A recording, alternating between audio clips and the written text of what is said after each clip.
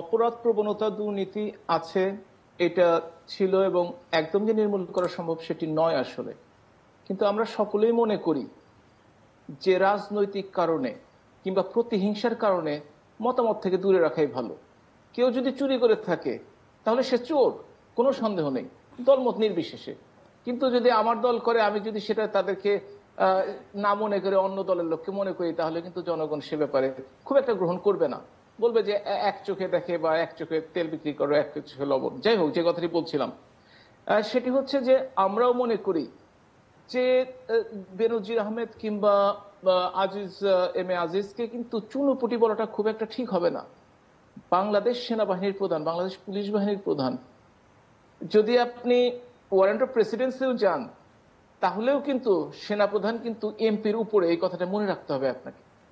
সুতরাং তারা কিন্তু ছোটখাটো কিছু নয়, তাদেরকে আইনের আওতায় আনা হয়েছে। এবং আমি মনে করি যারা এর সাথে জড়িত, সে যে লেভেলই হোক না কেন, প্রত্যেকেই আইনের আওতায় আসবেই। কারণ দুর্নীতি, যত মনোবিজ্ঞানের কথা বলেন, সুযোগ পেলে এটা একটা সহজাত প্রবৃত্তি, অনেকে সেটা লোভ সম্বরণ করতে পারে না। কিন্তু তাদের জন্য তো শাস্তির ব্যবস্থা রয়েছে, আইন আদালত রয়েছে, সেই ব্যবস্থাটি হওয়ার দরকার বলে আমি মনে করি।